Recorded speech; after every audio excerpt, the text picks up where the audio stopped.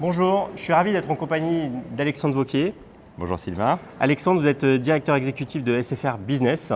Oui. Alors, dans ce contexte aujourd'hui de transformation numérique, est-ce que vous pourriez nous préciser effectivement la mission des SFR Business et comment vous percevez les enjeux des SFR aujourd'hui dans cette dynamique?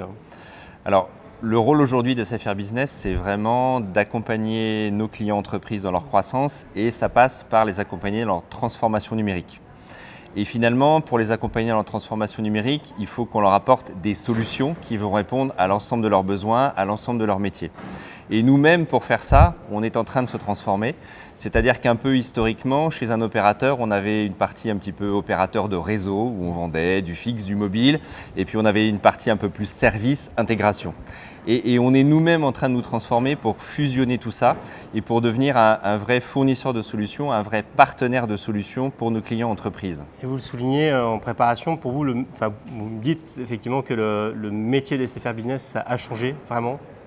Oui, tout à fait, parce qu'aujourd'hui, on avait même des démarches vis-à-vis de nos clients où on leur vendait de manière complètement séparée, par exemple une solution de fibre et puis après une solution de sécurité et on avait des démarches différentes. Aujourd'hui, on voit bien qu'on est dans un monde de convergence, on voit bien que la transformation des entreprises nous oblige à répondre à l'ensemble de leurs besoins et à apporter des solutions complètement intégrées et on arrive désormais avec une démarche commerciale qui va nous permettre d'accompagner aussi bien la PME que le grand compte vers des solutions pour leur communication, des solutions pour leur IT qui vont être maintenant beaucoup plus simples à intégrer pour eux grâce à ce que l'on propose. C'est simple, mais quand on est sur cet enjeu d'accompagnement des entreprises, on a autant de réalités que d'entreprises et d'enjeux à servir.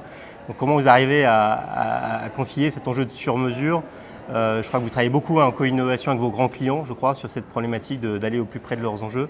Est-ce que cette logique de co-innovation est quelque chose qui fait sens chez vous aussi?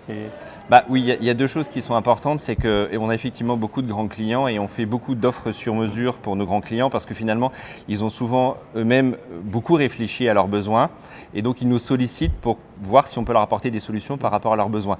Donc on a des vrais échanges avec nos clients pour proposer beaucoup de solutions sur mesure pour nos grands clients. Et après, tout ce qu'on a fait pour nos grands clients, ça nous inspire aussi pour des entreprises de plus petite taille qui peuvent avoir les mêmes besoins finalement, qui ne les ont pas forcément aussi bien perçus.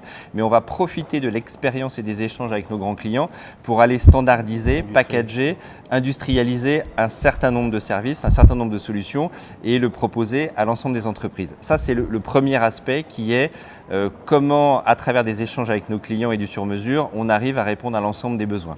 Après, ce qui est en train de bouger et ce que l'on fait beaucoup plus maintenant que ce que l'on faisait avant, c'est que quand on se lance dans le développement d'un produit, on essaye d'intégrer des clients le plus en amont possible pour voir si ça répond bien à leurs attentes. Je vais vous donner un exemple très concret. On a lancé il y a quelques mois un chantier de refonte totale de nos extranets, de nos espaces clients. Et on a décidé de partir d'une page blanche et de le faire avec un panel de clients. Complètement intégrer cette méthode agile de co-innovation avec le client. Donc il y a deux choses qui sont très importantes, c'est du développement agile, donc même nous des équipes de développement qui soient agiles et qui soient capables de corriger très vite ce qu'elles sont en train de faire, et une méthode de développement qui n'est pas simplement notre marketing ou nos ingénieurs à nous qui qui développent des plateformes, mais c'est construire avec le client une nouvelle plateforme de relations clients, faire des maquettes, les tester avec les clients grâce au développement agile, modifier immédiatement ce que l'on était en train de faire pour aboutir in fine à quelque chose que l'on estime beaucoup plus performant, beaucoup plus ergonomique et parfaitement adapté à ce qu'attendent nos clients aujourd'hui en 2017. Alors cet enjeu cet enjeu de nouveau monde, il s'illustre parfaitement sur les enjeux de l'IoT notamment, où là vous êtes vraiment dans une démarche d'écosystème très ouvert. Alors là, de fait, l'IoT, c'est un bon exemple pour montrer qu'aujourd'hui, un opérateur comme SFR Business, il ne peut plus faire tout seul. On ne peut plus rester complètement intégré et avoir la maîtrise de bout en bout d'une solution. Parce que sur l'IoT, bien sûr, en termes de connectivité, on est complètement légitime, on a les réseaux, etc. Mais après, on voit bien que l'IoT, ça doit s'intégrer dans les besoins de chacune des entreprises, de chacune des industries.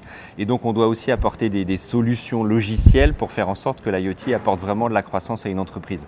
Donc, pour faire ça, on le fait de deux manières. manières. Donc soit on va travailler avec des partenaires avec qui on va développer des plateformes qui vont permettre à nos clients de développer des applicatifs. Donc on a par exemple un partenaire qui s'appelle ThinkWorks qui permet à nos clients, à leurs développeurs de développer facilement des applicatifs autour de nos solutions d'IoT.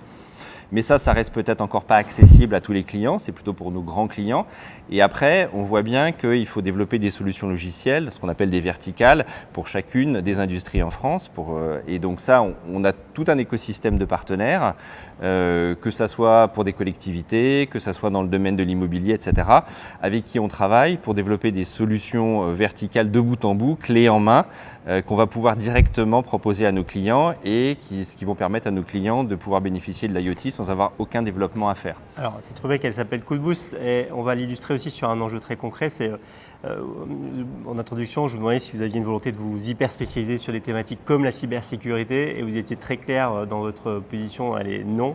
Votre volonté, c'est plutôt de travailler sur cette logique d'assemblier, comme d'être à la pointe des enjeux pour répondre à vos clients. Mais comment ça prend corps aujourd'hui? Avec quel type de partenaire vous allez bosser sur ces sujets, si on prend les gens de la cybersécurité, par exemple? Alors, il est clair que la sécurité et la cybersécurité, c'est un axe extrêmement important et c'est évidemment un axe extrêmement important pour SFR Business. Mais comme je le disais aujourd'hui, on ne veut pas devenir une société de cybersécurité parce qu'on pense que la cybersécurité, c'est quelque chose qui est important pour tous nos clients. Et ce n'est pas quelque chose qui est réservé à quelques très très grandes entreprises, même si bien sûr on sait les accompagner.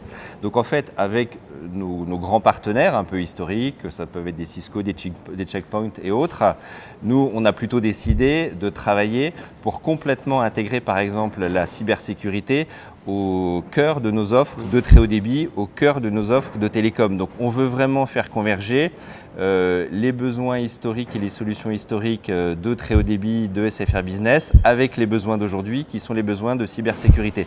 Donc on ne fait pas de la cybersécurité un monde à part, on fait de la cybersécurité quelque chose qui devient essentiel pour tous les clients, quelle que soit la taille de l'entreprise, et dans n'importe laquelle de nos offres aujourd'hui de fixe ou de mobile, pour parler avec un vocabulaire bien connu dans le monde des opérateurs, on veut intégrer des solutions de sécurité pour que n'importe quelle entreprise, la PME, régionale, etc., puisse aussi avoir une solution efficace sans avoir forcément besoin de rentrer et de passer des jours et des jours sur comment fonctionne une solution de sécurité parce que finalement on est là pour l'accompagner et à travers un besoin assez classique d'accès très haut débit, on va lui apporter aussi la solution de sécurité dont elle a besoin. Sur cette thématique-là, est-ce qu'il y a des enjeux d'innovation qui sont possibles? Est-ce que des startups viennent vous voir? Est-ce qu'il y a des collaborations qui se mettent en place?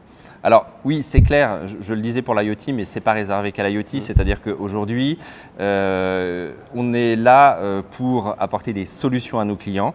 Donc on a des infrastructures, on a des expertises, on a des compétences, mais on doit enrichir ces infrastructures et nos propres expertises de la valeur ajoutée que peuvent amener plein de startups.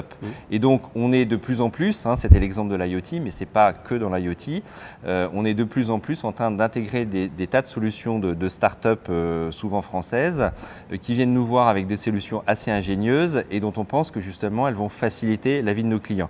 Et d'ailleurs, ce qui est intéressant, c'est que nos grands partenaires, ils travaillent plutôt effectivement sur les produits très très techniques, je vous citais quelques noms tout à l'heure, mais on voit que ces startups, elles sont plutôt là pour apporter des couches applicatives, d'ergonomie, de facilité, de simplicité qui vont permettre à nos partenaires de pouvoir mieux piloter les solutions qu'on leur propose. Très sensibles aux usages. Voilà, très sensibles aux usages. Donc nous, on est intéressés par travailler avec des petites entreprises qui ont des solutions applicatives qui finalement vont permettre à nos clients de mieux appréhender nos solutions et de mieux pouvoir piloter les services qu'on va leur fournir. Et donc c'est dans ce sens-là qu'on pense qu'on va aider les entreprises à se transformer et à aller chercher de la croissance. Le message est clair, merci beaucoup. On va merci. suivre ça de très près et puis merci encore pour cet entretien. De rien, merci, au revoir.